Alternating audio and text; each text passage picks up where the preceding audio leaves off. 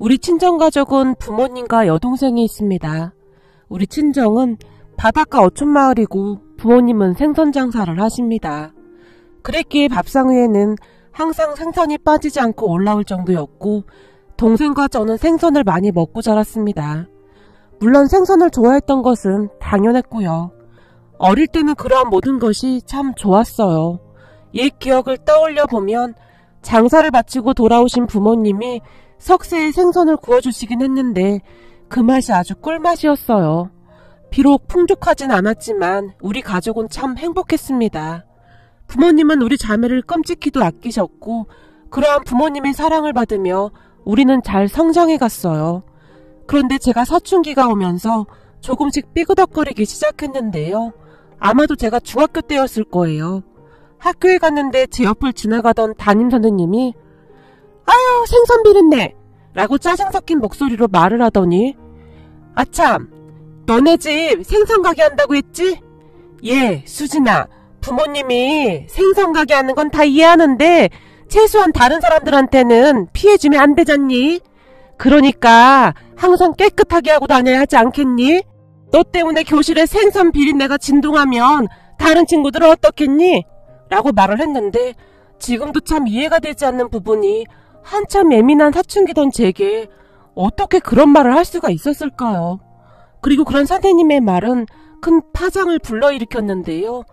덕분에 친구들이 다들 저를 이상한 눈으로 바라봤고 뭐야 교실에서 계속 생선 비린내가 났던 게 다 쟤 때문이었어? 라고 수근거리는 소리와 함께 그러니까 어쩐지 이상하더라. 생선 가게 딸인 건 이해하는데 냄새는 안 나게 해야 하는 거 아니냐? 친구들이 수근거리는 소리가 교실 안을 가득 메웠어요. 그런데 그런 소리를 듣던 제 단짝이자 짝꿍이던 미경이가 선생님 우리 부모님도 생선 가게 하는데요? 그리고 제가 아무리 맡아봐도 수진이 몸에서는 생선 비린내 그런 거 안 나요. 라고 말을 했는데 그럼 미경이의 말에 선생님이 뭐? 너 지금 선생님한테 뭐라고 한 거야? 네가 지금 선생님한테 따지기라도 하겠다는 거야? 흥분까지 한 채 미경이를 노려봤어요. 아니요. 제가 감히 어떻게 선생님께 따지겠어요. 저는 다만 수진이한테는 그런 냄새가 안 난다고 말하고 싶은 것뿐이에요. 미경이도 지지 않고 선생님을 노려보다시피 하며 말했어요. 니네 부모님은 큰 도매업체를 운영하고 계시지 않니? 근데 수진이 부모님처럼 광주리에다 생선을 넣고 파는 거하고는 다른 거지. 다르긴 뭐가 달라요? 우리 집에 가면 생선 천지예요. 그렇게 따지고 보면 저한테 냄새가 더 나야 하는 거 아니겠어요? 라며 미경이가 선생님께 더 큰 목소리로 말했어요. 그런 둘의 대화로 인해 교실 안이 순식간에 조용해졌고 알았으니까 그만하자 라며 선생님이 급히 교실을 나가버렸어요. 사실 미경이네 아버지는 큰 생선 도매업을 하셨고 거기다 5층짜리 상가 건물도 가지고 있을 만큼 집이 상당히 부자였기에 학교에 후원도 많이 하는 그러니까 지역에서 꽤 영향력 있는 그런 분이셨거든요. 그랬기에 선생님은 그런 미경이에게는 어떠한 말도 하지 못한 채 나가버렸던 겁니다. 그렇게 선생님이 교실 밖으로 나가자마자 선생님이란 사람이 말하는 게 참 꼴불견이다. 그지? 수진아 신경 쓰지 마. 저 선생님 괜히 오버한 거야. 그리고 이따가 학교 끝나고 니네 집 들렀다 갈까? 난 니네 엄마가 그 석쇠에 구워준 생선이 너무 맛있어. 나 가도 되지? 그때 니네 엄마가 나 맨날 와도 된다고 했단 말이야. 라며 미경이가 제게 애교까지 떨면서 말했어요. 넌 생선이 지겹지도 않아? 너희 집에서도 생선 먹을 거 아니야. 제가 귀찮다는 듯이 대답했는데 사실 선생님의 그런 말 때문에 상당히 기분이 좋지 않았거든요. 하지만 미경이는 그런 저를 전혀 신경 쓰지도 않았는데요. 지겹긴 뭐가 지겨워. 난 맛있기만 하구만. 그 석쇠에 지글지글 구워진 고등어를 김이 모락모락 나는 흰 쌀밥에 얹어 먹으면 얼마나 맛있는데. 우리 엄마는 그걸 못한단 말이야. 아무리 해도 그 맛이 안 나. 그래서 내가 우리 엄마가 하는 걸 자세히 지켜봤거든? 근데 방법은 아줌마랑 얼추 비슷하긴 한데 맛이 다르단 말이야. 아무래도 우리 엄마 손은 똥손이 분명해. 아빠도 그랬어. 음식 못하는 대회 나가면 1등 할 거래. 저번에는 생선을 반이나 태워서 아빠랑 난 숯덩이를 먹는 그런 기분이었다니까. 맛이 이상하다고 하면 엄마가 밥상을 뒤집어 엎을까봐 꾹 참고 먹었잖아. 우리 아빠랑 난 이렇게 산다.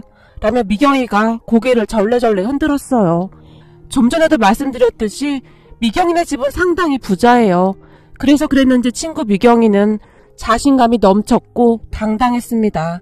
하지만 그런 미경이에 비해 저는 항상 움츠러들었는데 그날 저는 선생님의 말 때문에 큰 상처를 받았고 학교를 가기 전에 혹시나 생선 냄새가 날까봐 항상 조바심을 낼 정도였어요. 어느 날부터는 밥상에 생선을 올리지 말라고 할 정도였으니까요. 그렇게 저는 어느 순간부터 우리 부모님이 생선 장사를 하는 것을 창피했던 것 같아요. 물론 겉으로는 아닌 척을 했지만 분명히 우리 부모님을 창피하게 생각하고 있었습니다. 그 뒤 대학을 입학하게 되면서 서울로 올라왔고 중학교 때부터 단짝 친구인 미경이와 함께 자취를 하게 되었어요. 평소 우리가 워낙 단짝이었기에 엄마들끼리도 자연스럽게 친하게 지냈고 그런 두 분은 미경이와 저를 같이 자취시키면 안심이 될 것 같다고 생각하셨거든요. 미경이 부모님도 참 좋은 분들이셨는데 미경이네 집이 상당히 부자였음에도 미경이 부모님은 우리 부모님이 작은 생선가게 운영하는 것에 대해 별 상관도 하지 않는, 아니죠. 오히려 우리 엄마에게 생선 요리 방법 등을 물어보고 할 정도로 두 분 다 예의 바르고 참 좋은 분들이셨어요. 미경이와 저는 대학부터 제가 결혼하기 전까지 쭉 같이 자취를 했지만 그 사이 다툰 적이 한 번도 없을 정도로 참 사이가 좋았어요. 가끔 미경이가 엉뚱한 짓을 해서 기겁을 하긴 했지만 말이죠. 그러니까 그 석쇠에 구운 생선을 직접 해먹어 보겠다며 가스레인지에 생선을 구웠다가 새까맣게 태워서 그 연기 때문에 옆집에서 신고를 했던 적이 있었거든요. 그럼 미경이를 보며 넌 생선이 지겹지도 않니? 라고 제가 물었는데 그때까지도 저는 우리 부모님이 생선 가게를 하는 것이 싫기도 했고 다른 한편으로는 여전히 창피하다는 생각을 하고 있었으니까요. 핑계인 것은 알지만 학교 다닐 때 선생님들의 말 한마디 한마디가 제게는 큰 상처가 되어 잘 아물지 않았거든요. 하지만 친구 미경이는 그저 해맑게 웃으며 야, 지겹긴 뭐가 지겨워. 근데 니네 엄마가 보내준 귀한 생선인데 다 태웠네. 어쩜 닮아도 우리 엄마 똥손을 그대로 닮을 수가 있냐? 망했네 망했어. 옆집 아줌마가 놀래서 완전 혼비백산 난 거 있지? 불났다고 소리 지르고 난리도 아니었어. 라며 한숨을 쉴 뿐이었는데 친구 미경이는 항상 그런 식이었어요. 그리고 아마도 저는 그런 미경이를 부러워하고 있었던 것은 아니었을까 싶네요. 그 뒤에도 미경이와 저는 둘이 자취를 하면서 잘 살았고 가끔씩 미경이 부모님이 올라오셔서 이것저것 챙겨주셨어요. 그럼 미경이 부모님은 항상 옷도 멋지게 입으시곤 했는데 미경이 부모님이 우리 부모님이었다면 얼마나 좋았을까라는 생각을 몇 번이나 했었는지 모르겠습니다. 지금 돌이켜 생각해보면 얼마나 철딱서니가 없었던지 그랬던 제 자신이 그저 한심하고 부끄럽기만 합니다. 그러던 어느 날 제 인생을 뒤집어 놓고도 남을 만한 충격적인 사건이 일어났는데요. 그날도 연날과 다를 바 없는 그런 날이었어요. 퇴근을 하기 위해 책상을 정리하고 있었는데 친구 미경이에게 전화가 걸려왔어요. 수진아, 끝났어? 미경이가 물었어요. 지금 책상 정리하고 나가려고. 근데 왜? 너 또 뭐 먹으러 가자고 전화한 거지? 제가 미경이에게 물었는데 어떻게 알았지? 역시 내 절친이라 나에 대해 아는 게 너무나 많단 말이야. 너 퇴근하고 우리 자주 가는 그 삼겹살집 있잖아. 거기로 와. 난 지금 출발하니까 거기서 기다리고 있을게. 그날따라 미경이의 목소리가 더욱 밝아 보였어요. 또 삼겹살이냐? 오늘은 내가 월급 탔으니까 소고기 사줄게. 소고기 먹자. 라고 제가 말을 했지만 됐어. 소고기는 몇 점 먹으면 느끼해서 얼마 못 먹어. 난 삼겹살이 훨씬 좋아. 삼겹살 구울 때 김치까지 구워서 같이 쌈 싸 먹으면 얼마나 맛있는데? 그러니까 삼겹살집으로 와. 네가 쏜다고 했으니까 나 오늘 배 터지게 먹을 거다. 라며 미경이가 들뜬 목소리로 말했어요. 알았어. 실컷 먹어. 내가 너 먹고 싶은 거 다 사줄게. 라며 제가 활짝 웃었는데요. 그 순간 미경이가 근데 저기 말이야. 오늘은 나 혼자가 아니야. 누구랑 좀 같이 갈 건데 이해해 줄 거지? 라며 제 눈치를 보며 물었어요. 뭐? 누군데? 나도 아는 사람이야? 너도 알다시피 내가 낯을 많이 가려서 처음 보는 사람이랑 삼겹살 먹고 그럴 성격은 아니잖아. 제가 걱정스레 말을 했는데 그런 제 말은 사실이었거든요. 미경유와는 달리 제 성격은 굉장히 내성적이었으니까요. 저기 전혀 모르는 사이는 아니고 저번에 내가 말했던 우리 회사 정대리님 말이야. 그 정대리님하고 같이 갈 거야.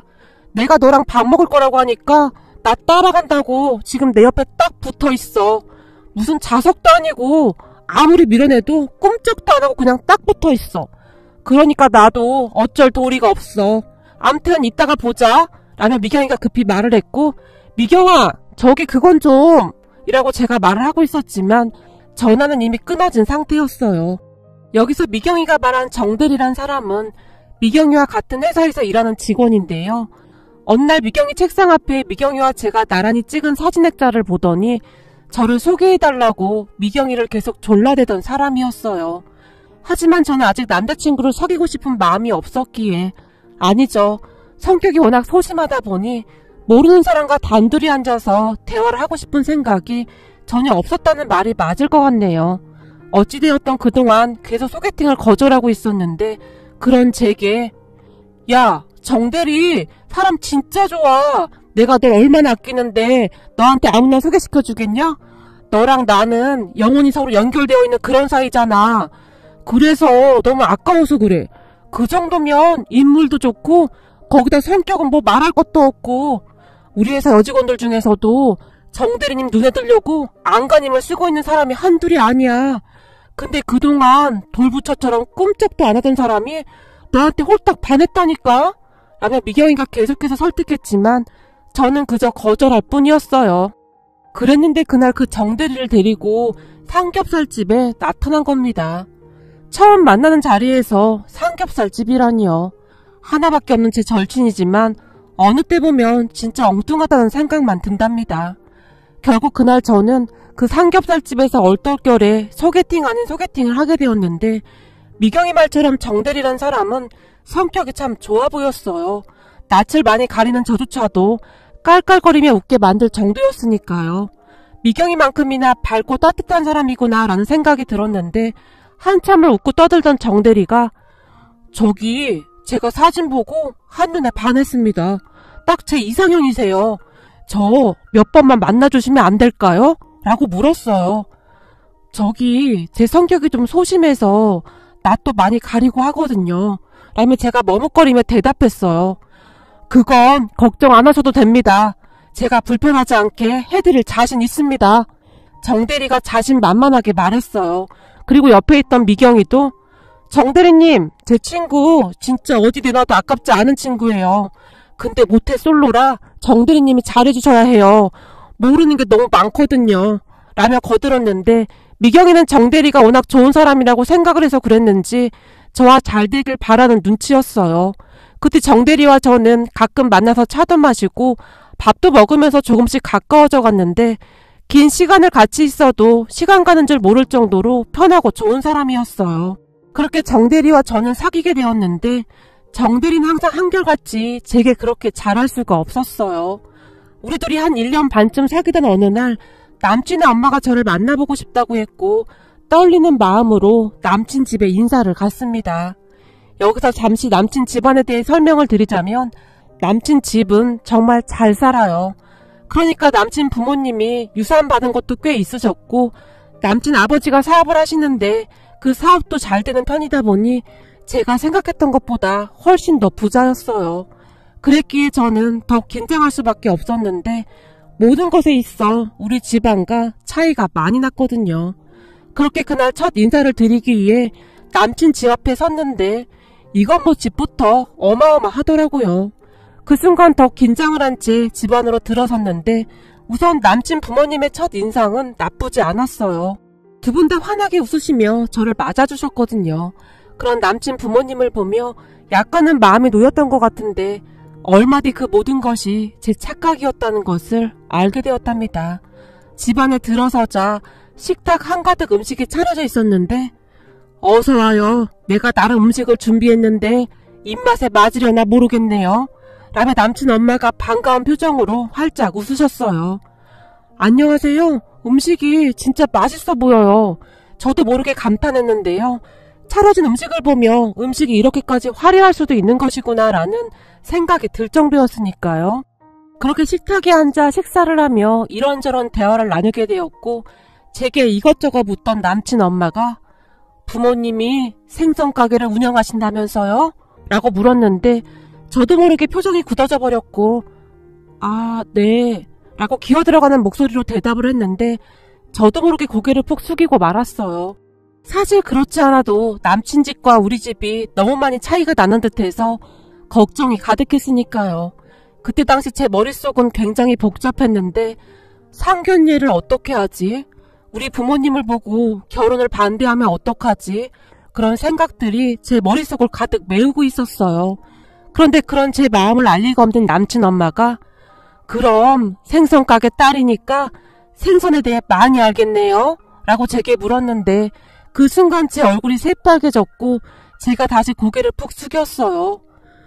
저기 우리 부모님이 생선 가게를 하긴 하시는데 그냥 작게 하는 거고 저는 생선에 대해 잘 모릅니다. 관심도 없고 딱히 좋아하지도 않습니다. 라는 말을 했던 것 같은데 그 순간 생선 장사를 하는 부모님이 다시 창피하다는 생각을 하게 되었고 말을 하는 내내 고개만 푹 숙이고 있었어요. 그리고 그런 제 말을 듣던 남친 엄마가 제 얼굴과 표정에서 뭔가를 느끼셨던 것인지 안색이 순식간에 바뀌었는데요. 가만히 보니 우리 집안과 수진씨가 잘 안 맞는 것 같네요. 라며 남친 엄마가 저를 바라봤어요. 남친 엄마의 말에 옆에 있던 남친이 깜짝 놀란 채 엄마, 그게 무슨 말이야. 다른 사람도 아니고 엄마가 어떻게 그럴 수가 있어. 라며 흥분까지 한 채 남친 엄마를 노려봤어요. 뭘 그렇게까지 흥분하고 난리야. 난 다만 우리 집안과 안 맞는 것 같다고 한 것뿐인데. 남친의 말에 남친 엄마도 기분이 나쁘셨던지 목소리 톤이 약간 높아져 있었어요. 그리고 남친 엄마와 남친의 대화를 듣기만 하시던 남친 아버지가 둘 다 그만하지. 나중에 손님 가면 이야기하자고. 라며 조용히 말씀하셨어요. 그렇게 저는 음식이 입으로 들어가는지 코로 들어가는지도 모른 채 급히 식사를 하고 그곳을 나왔는데요. 문 밖으로 나오던 순간 제 자존감이 처참히 무너져 내리는 그런 느낌이었다고 해야 할까요? 그리고 제 눈에서 눈물이 흘러내리기 시작했는데 그런 제 모습을 보던 남친이 수진아, 정말 미안해. 우리 엄마가 원래 그런 사람이 아니거든? 근데 오늘은 왜 그러시는지 모르겠네. 내가 대신 사과할게. 라며 두 손으로 제 손까지 잡으며 미안해했어요. 저기 미안한데 지금은 나 혼자 있고 싶으니까 그만 들어가봐. 사실 희준씨네 집이랑 우리 집이 차이가 나는 건 사실이니까 희준씨 어머님이 내가 맘에 안 들 수도 있지. 이해는 해. 라며 제가 밖으로 나와 택시를 잡아 타고 집으로 들어갔는데 제 눈이 빨갛게 충혈된 걸 본 미경이가 수진아, 너 눈이 왜 그래? 울었어? 너 오늘 희준씨네 집에 인사 간다고 하지 않았어? 라며 놀라서 물었어요. 그럼 미경이의 말에 미경아, 나 진짜 너무 속상해. 우리 부모님이 생선이나 판다고 사람들이 비웃을 때마다 자꾸 움츠러드는데 그런 내 자신이 참 한심하기도 하고 부모님에 대한 죄책감이 들기도 하고 아무튼 여러 가지로 복잡하네. 나 참 나쁜 딸이지. 라며 제가 눈물을 펑펑 쏟았어요. 뭐야, 혹시 니네 부모님이 생선 가게 한다고 희준씨네 부모님이 뭐라고 했다는 말이야? 이상하다. 희준씨 부모님 굉장히 좋은 분들이라고 했는데 내가 알기로는 기부도 많이 하시고 봉사활동도 많이 하시고 그런 걸로 알고 있거든. 미경이가 믿을 수 없다는 표정으로 저를 바라봤어요. 나보고 그쪽 집안과 맞지가 않는 것 같대. 그게 무슨 말이겠어? 여전히 눈물을 흘리며 제가 말했어요. 뭐야? 정말 그렇게 말했다고? 진짜 어이가 없네. 야, 다 때려치워. 돈만 있으면 뭐하냐? 진짜 짜증나네. 그러면서 다른 사람들한테는 착한 척은 다 하고 다니는 거네. 진짜 웃긴 사람들 아냐? 와, 진짜 소름 끼친다. 미경이가 저보다 더 흥분한 채 펄쩍펄쩍 뛰었어요. 그 뒤 저는 남친에게 헤어지자고 통보를 했고 남친은 절대 못 헤어진다며 매일매일 우리 집 앞에 찾아와서 저를 기다렸어요. 하지만 저는 절대 만나주지 않았는데요. 결혼 전부터 그러한 대접을 받게 되면 어찌어찌 결혼을 한다 하더라도 그 결혼 생활이 어떨지 불보듯 뻔했고 거기다 우리 부모님까지 무시할 게 분명했기에 헤어지는 게 맞다고 생각했거든요. 미경이 또한 회사에서 남친과 마주치면 모른 척 할 정도였다는데 아주 쌀쌀맞게 행동했다고 하네요. 그렇게 며칠이 지났을까요? 모르는 번호로 전화가 걸려왔고 제가 전화를 받았는데요. 저기 수진씨, 나 희준이 엄마예요. 남친 엄마가 말했어요. 네? 아, 안녕하세요. 저도 모르게 인사를 하게 되었고 잘 지냈어요? 라고 남친 엄마가 물었는데요. 저기 죄송한데 희준씨랑 저는 헤어졌습니다. 그러니까 걱정하지 않으셔도 됩니다. 제가 최대한 정중하게 말을 했어요.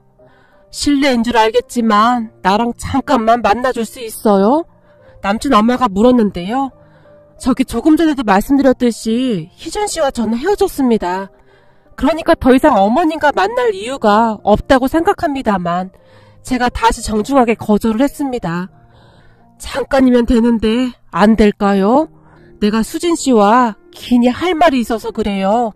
남친 엄마가 계속해서 부탁을 했고 그런 남친 엄마의 말에 마지막으로 한 번만 만나보자라는 생각으로 약속 장소와 시간을 잡았어요. 그런 제 말을 들은 미경이가 이미 헤어진 마당에 왜 만난다는 거야? 왜? 당신 아들이랑 헤어진 게 확실한지 확인이라도 하려고 그런데? 참 무서운 사람들이네. 너도 그래. 그런 사람을 뭐하러 만나러 간다는 거냐? 라며 다시 펄쩍펄쩍 뛰며 저를 말렸어요. 네 말이 맞긴 한데 뭔가 기분이 좀 그래. 자꾸 사정하시는 것도 그렇고 왠지 만나봐야 할 것 같은 그런 느낌이라고 해야 하나? 나도 내가 왜 이러는지 잘 모르겠네. 라고 제가 미경이에게 말을 했고 너도 참 모질지 못해서 문제야. 암튼 가서 너한테 돈을 준다거나 그러면 절대 받지 말고 얼굴에 돈봉투 집어 던지고 와야 해. 알았지? 미경이가 아주 진지하게 말했어요. 그게 뭔 소리야. 돈봉투는 또 뭐냐? 너 드라마 너무 많이 본 거 아니야? 왜? 혹시 희준씨 어머님이 내 얼굴에 물이라도 끼얹어 버릴까봐? 라고 제가 피식 웃었는데 평소 드라마를 즐겨보던 미경이는 이미 자신만의 상상의 나래를 펼치고 있는 것 같았어요. 아마도 내 생각에는 이거 받고 우리 희준이랑 확실히 헤어져줘요. 분명히 이렇게 말할 것 같다니까. 그럼 그 즉시 얼굴에 돈봉투로 집어 던져버리고 가식적인 인간이라고 말하고 나와버리란 말이야. 알았지? 미경이가 다시 당부까지 했어요. 그렇게 며칠 뒤 남친 엄마를 만나러 갔고 한 카페에서 조용히 차만 마시던 남친 엄마가 혹시 밥 먹었어요? 라고 제게 물었어요. 아니요. 근데 저는 지금 밥 생각이 별로 없어서요. 혹시 희준씨랑 헤어진 거 확인하시러 나오신 거라면 걱정하지 마세요. 우리 둘은 분명히 헤어졌거든요. 저한테 돈봉투 내밀면서 헤어져달라는 그런 부탁은 하지 않으셔도 된다는 말씀 드리는 겁니다. 라며 남친 엄마를 바라봤어요. 그런데 그 순간 남친 엄마가 뭐요? 돈봉투? 도대체 그런 생각은 왜 한 거예요? 라며 갑자기 큰 소리로 웃기 시작했어요. 아니, 그것 때문에 저 만나러 오신 거 아니세요? 부잣집에선 대부분 그렇게 한다고 해서요. 남친 엄마가 너무나 큰 소리로 웃으셨기에 그 순간 제 목소리가 기어들어가고 있었는데요. 그런 저를 보던 남친 엄마가 혹시 물컵에 있던 물을 막 얼굴에 끼얹어 버린다던지 뭐 그런 거 말하는 건가? 라며 살며시 물컵을 집어들었는데 순간 저도 모르게 뭘 옴쭈라고 말았네요. 그런 제 모습을 보며 남친 엄마가 다시 큰 소리로 웃었는데요. 수진씨는 내가 생각했던 것보다 더 재밌는 사람이네요. 라며 저를 빤히 바라봤어요. 네? 그게 무슨 말씀이신지요? 제가 놀라서 물었고 그러니까 우리 같이 밥이나 먹어요. 아 그리고 내가 물을 끼얹는다든지 돈봉투를 준다든지 그러진 않을 테니 걱정하지 말고요. 라고 말하던 남친 엄마가 다시 큰 소리로 웃었어요. 그렇게 저는 마치 뭐에 홀리기라도 한 듯이 남친 엄마를 따라 식사를 하게 되었는데 남친 엄마가 조금 허름한 식당 앞에 차를 세우더니 여기가 내 단골 식당이에요. 중요한 사람 올 때마다 오는 곳인데 맛이 아주 끝내줘요. 람 식당 안으로 들어갔고 그런 남친 엄마의 뒤를 따라 저도 식당으로 들어갔는데요. 그냥 허름한 백반집이었어요. 그런데 남친 엄마를 보자마자 제 나이 또래 아가씨가 남친 엄마에게 다가오더니 오셨어요? 요즘은 바쁘셨어요? 왜 이렇게 오랜만에 오셨어요? 라며 반갑게 맞아줬어요. 그러게 그동안 바빠서 이제야 왔네. 잘 지냈지? 라며 남친 엄마가 그 아가씨의 손까지 덥석 잡았어요. 그런 둘을 저는 그저 멍이 바라만 보고 있었는데요. 그 아가씨가 저를 살짝 바라보는 듯 했는데, 아, 우리 며느리감이야. 라며 남친 엄마가 아가씨에게 저를 소개했어요. 진짜요? 와, 엄청 예쁘시네요. 아드님이 드디어 결혼하시는 거예요? 축하드려요. 라며 아가씨가 활짝 웃었어요. 그렇게 저는 얼떨결에 그 아가씨가 안내해주는 자리에 가서 앉았고, 잠시 후에 식당 주방 안쪽에서 한 아주머니가 다시 나오셨는데 남친 엄마에게 오시더니 수어로 뭐라 인사를 했어요. 그리고 그 아주머니의 수어를 보더니 남친 엄마도 수어로 대화를 하고 있었어요. 그 모습을 저는 그저 놀란 채 지켜보고 있었는데요. 알고 보니 주방에서 나온 그 아주머니가 그 백반집 사장님이셨고, 조금 전에 봤던 그 아가씨가 그 아주머니의 딸인 듯 했는데요. 음식을 나르던 그 아가씨가 아가씨의 엄마를 보더니, 아주머니가 오시니까 우리 엄마가 주방에서 나오는구나. 평소에는 한 발짝도 안 나오면서. 라며 우리 쪽으로 오더니 남친 엄마를 보며, 근데 그동안 수어가 진짜 많이 늦었네요? 라고 물었어요. 내가 얼마나 많이 연습하는 줄 알아? 남친 엄마가 대답했고, 그렇게 한동안 남친 엄마와 이야기를 나누던 모녀가 주방으로 들어갔는데요. 그런 모녀를 보던 남친 엄마가, 사실 내가 저 아가씨한테 반해서 우리 며느리 삼으려고 했는데 우리 아들이 수진 씨한테 빠져서는 내 말을 들어 먹어야 말이지. 라며 활짝 웃었어요. 그런 남친 엄마를 아무 말 없이 제가 바라보고 있었는데요. 수진 씨가 우리 집에 인사 오던 날 오해한 부분이 있어요. 물론 내가 말을 잘못한 것 같긴 한데 수진 씨가 오해했어요. 내 말뜻은 그런 뜻이 아니었어요. 라고 말을 하던 남친 엄마가 다시 그 아가씨를 바라봤는데요. 내가 저 아가씨, 그러니까 민지를 만난 지가 벌써 한참 전이네요. 아는 분에게 저 모녀를 소개받았는데 그때 당시에는 두 사람이 참 힘들게 살고 있었어요. 당연했던 것이 민지 엄마가 듣지를 못하다 보니 말하는 것도 서툴 수밖에 없었어요. 그래서 일자리를 구하기도 만만치가 않았으니 둘이 사는 게 힘들 수밖에요. 남편이란 사람은 저 둘을 두고 집을 나가버렸으니까요. 그래서 우리가 민지네를 조금씩 도와주다 보니 이렇게 인연이 되었네요. 근데 내가 민지를 보고 놀란 게 뭔지 알아요? 라며 저를 뚫어지라 바라봤어요. 네? 저는 무슨 말씀이신지 잘 모르겠습니다. 라고 제가 대답했는데요. 저기 민지 말이에요. 그 어린 나이에도 불구하고 엄마를 절대 창피하게 생각하지 않는다는 거였어요. 항상 당당하게 엄마를 소개하고 엄마에게 그렇게 잘할 수가 없었어요. 아주 끔찍하다 할 정도로 옆에서 엄마를 챙기고 주변 사람들에게 수어도 가르쳐주고 그런답니다. 그 마음이 참 예쁘지 않나요? 나는 그런 민지가 그렇게 예쁠 수가 없었어요. 라며 남친 엄마가 저를 다시 빤히 바라봤어요. 그런데 남친 엄마의 이야기를 듣던 제 눈에서 순간 눈물이 뚝 하고 떨어졌는데요. 그제서야 남친 엄마가 무슨 말을 하는지 이해를 했거든요. 그럼 그때 제게 하셨던 말뜻이? 라며 제가 고개를 푹 숙였어요. 맞아요. 나는 그때 수진 씨네 집안과 우리 집을 비교하면서 했던 말이 아니라 수진 씨가 부모님을 창피하게 생각하고 있다는 것이 마음에 안 들었던 겁니다. 그런 마음을 갖고 있는 수진 씨가 탐탁지 않았던 것도 사실이고요. 난 우리 아들이 마음 따뜻한 사람과 결혼해서 행복하게 잘 살길 바랐으니까요. 라며 남친 엄마가 조용히 말했는데 그 말이 너무나 창피한 나머지 순간 쥐구멍에라도 들어가고 싶은 그런 심정이었어요. 그런데 우리 아들한테 들어보니 수진 씨가 부모님 앞으로 매달 적금을 들어가고 있다고 하던데 맞나요? 남친 엄마가 제게 물었어요. 네, 제가 해드릴 게 그거밖에 없어서요. 저 결혼하고도 조금씩 계속 넣어드릴 생각이었습니다. 저는 우리 부모님을 생각하면 항상 죄송하고 그리고 죄책감도 들고 그래서요. 라며 제가 다시 눈물을 흘렸고 남친 엄마가 그런 제 손을 잡아주며 나도 인간이다 보니 가끔은 서툴 때가 있어요. 우리 아들 생각만 하다 보니 내가 그날 수진 씨를 오해했네요. 미안해요. 그러니까 우리 아들하고 다시 잘 만나봐요. 그리고 앞으로는 부모님을 창피해하지 않았으면 좋겠네요. 사기쳐서 수십억씩 돈을 버는 사람보다 열심히 땀 흘려서 번 돈이 더 소중한 거니까요. 부모님이 수진 씨를 어떻게 키웠는지 늘 잊지 않았으면 좋겠네요. 난 돈 많은 며느리보다 마음 따뜻한 며느리가 훨씬 좋거든요. 그러니까 부모님의 직업을 창피하게 생각하지 말고 그분들의 삶을 존중해드려야죠. 당신들의 딸을 이렇게 훌륭하게 잘 키워내셨잖아요. 라며 남자친구 엄마가 제 손을 꼭 잡아주셨어요. 그렇게 모든 오해가 풀렸고 그 뒤 우리는 결혼을 하게 되었습니다. 시부모님은 정말 좋은 분들이셨는데 우리 부모님에게 그렇게 잘할 수가 없으세요. TV에서 보던 돈 많은 부잣집 시댁가족들이 막대하는 그러한 것을 전혀 찾아볼 수도 없었고 가끔은 우리 부모님과 막걸리에 파전을 드시는 평범한 그런 분들이십니다. 그리고 시어머님은 요즘도 가끔 내가 그 돈 봉투 얘기 듣고 얼마나 웃었는지 아니?